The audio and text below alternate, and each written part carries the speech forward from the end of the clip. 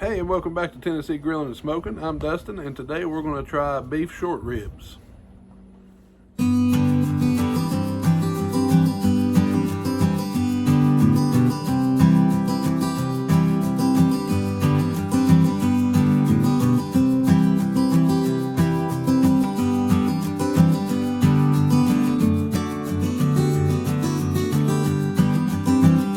Okay, well, I saw this recipe I'm going to go by on Malcom Reeds How to Barbecue Right YouTube channel, and it just absolutely looked amazing. I couldn't wait. As soon as I saw it, I said I knew I couldn't wait to make them. So that's what we're going to try to do today. We're going to mix things up just a little bit, some different seasonings, but for the most part, we're going by his instructions. So we're going to see how this turns out. I'll throw a link to his original video there in my description. So let's just hope this can come out even close to how good his looked.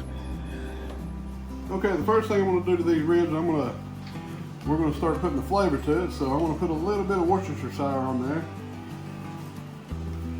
Get it all in there. It's going to help my rub stick to it a little bit. Flip them over. All right, now I'm going to hit them with a little bit of the Suckle Buster's SPG, the salt, pepper, garlic.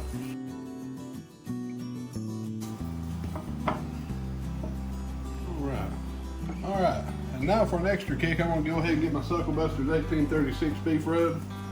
It's got a real coarse pepper in there.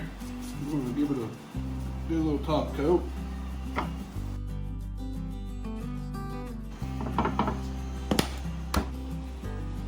Okay, now we got the rib seasoned real good, so we're going to go ahead and get our smoker turned up to 275. Okay, the grill's up to temperature. And I went ahead and put these on a rack just to make it easier to take off and on. And I'm also going to put it on a little rack in there to keep them off the grates a little bit. But we're ready to take them out there and get them on the smoker. All right, we got her out here on the smoker. We're running about 275. As you can see, I'm also using my smoke tube, and I'm becoming a huge fan of that smoke tube. Though sometimes you really don't even need it on the Lockhart, because this smoker puts out a real good smoky flavor, but it just gives that extra little kick that I like. So I'm going to run it. We're running competition blend pellets. That's also starting to become my go-to pellets I use on almost everything. It's got a good hickory maple blend, some other wood that just gives it that real good taste. So these right here are going to need about 2 to 3 hours, I'd say. We're watching for the color. When it gets that nice dark color, we're going to go ahead and take it out. There's a bath that we're going to go in here and start making soon. And we're going to put them in that bath, and we're going to wrap them and finish them off. But so we're looking for about 2 to 3 hours. We'll come out here and check them again. Okay, the rib's been on the smoker for about 2 hours, so it's about time we go ahead and start getting this bath together. So what we're going to do, I've got some celery. I'm going to cut it up in pretty good sized chunks. I'm going to throw it in the pan here. Get some carrots.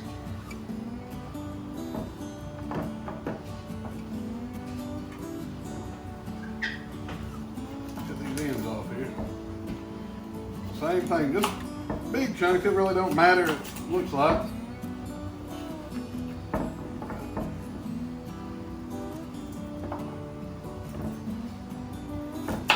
Big.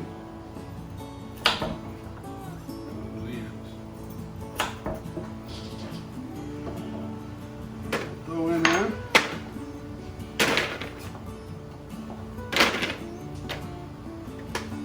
Okay, we got the onion out. I'm just going to cut it in half and quarter it up a little bit.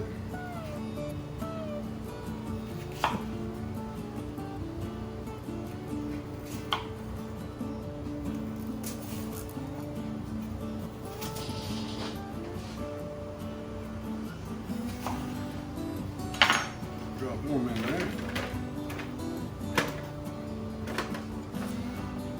All right, so a little bit of extra flavor in here. I've got some mashed up garlic I'm throwing in. I've got about a can of tomato paste. I'm going to make it nice and rich. Give it that bold flavor we're looking for. All right, got to throw some liquid in it. I've got the beef broth.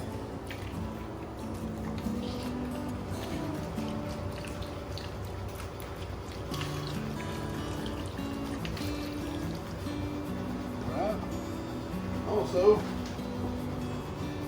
got the red wine. It's got a Arrow Creek Merlot. So we're going to need to do about half the bottle in this.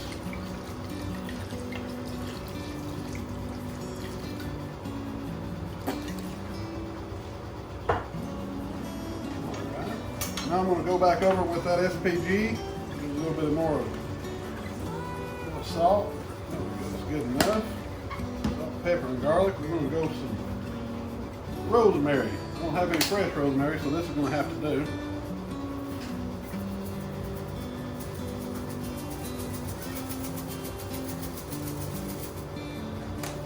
All right, a couple bay leaves. Throw it in there, and I believe that's going to do it. Now look at that. That's going to be a nice little bath for them ribs to sit down in, soak up all that, cook in, and get real tender. I think it's going to bring out an amazing flavor in these. I can't wait to try it out. So let's go ahead and get this. I'm going to go ahead and put this on the smoker up on my top cabinet. Let it go ahead and start warming up. That way I ain't dropping them ribs down into a cold bath. That way everything will be nice and warmed up and ready to go. And get to it. All right, so I went ahead and put the bath up here in the top cabinet. We're gonna let it sit in here for another 30 minutes to an hour or so while the ribs finish up, getting the color that I'm wanting. And we'll dip them in there and let them finish the rest of the way. Let's go ahead and take a look at these ribs right there. They're starting to look good, starting to get that pretty color. All right, so say another hour or so, get them going.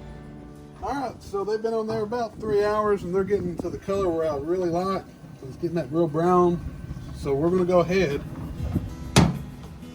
take the bath out of here. It should be warmed up. Set that over here. Let's check this out and see if it's, oh man. That smells delicious. Malcom Reeds was right. The first thing that really pops out is that wine smell. Man, that's going to be good. All right, what we're going to do now is we're going to go ahead and take these and drop them down to the bath here. And what that's going to do is that's going to finish tenderizing up this meat, breaking it down real good. And hopefully, in about another hour or so, we will have some good tasting beef ribs. Look at that, now they're already falling off the bone. Okay.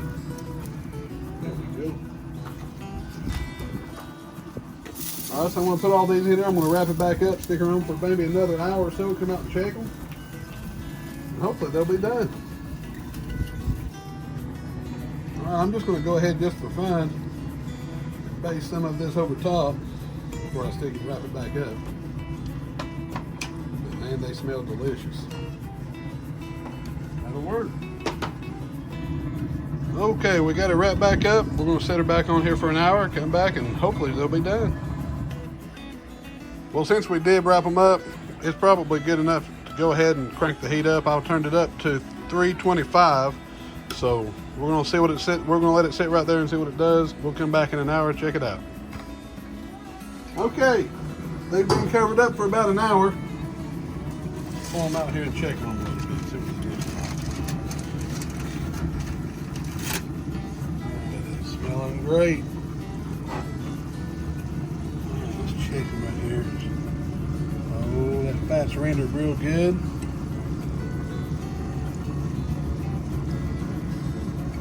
I'd say maybe another 30 minutes or so. And we're going to let them go about another 30 minutes, and I think they'll be perfect. All right, so it's been about 30 more minutes and that should be just right. Yep. All right, so let's go ahead and get them in here in the kitchen. I'll show you how we're going to serve them up. All right, as you can tell, this sucked up a lot of that juice, more so than old Malcom Reeds did. So we're going to have to see what we can do here about getting that that gravy sauce. Go ahead and take these out. Set these over here on the side. Try to get the bone and everything. Man, they're trying to get the bone, but they're just falling right off that bone.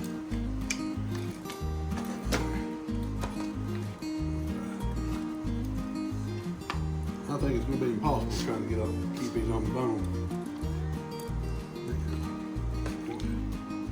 These smell great.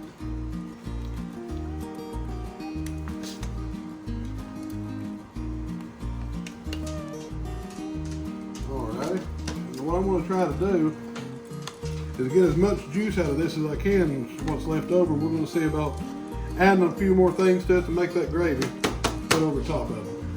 Alright, here it is.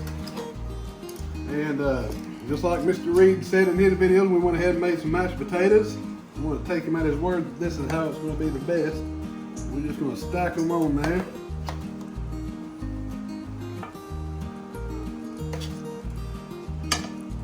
There we go.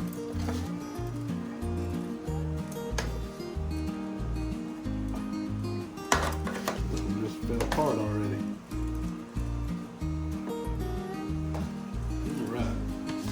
And what I ended up doing, what I think I done, was maybe use too much tomato paste because I didn't have enough juice at the end to make my bath. So I added a little bit more of the wine, a little bit more of the chicken broth, got all the juice out of the vegetables I could, then I went ahead and reduced that over on the stove, and it looked like it turned out just fine. I braided it, so we're just gonna go over top of this with the gravy.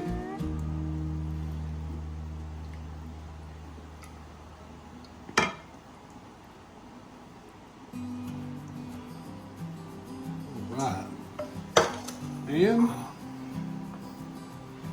little bit of parsley for the color. There it is. What do you think?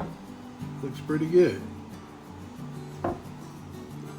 All right, my favorite time of the day. Let's try it out. I'm gonna get me, oh yeah, get a little piece there to get some of this mashed potatoes in with it.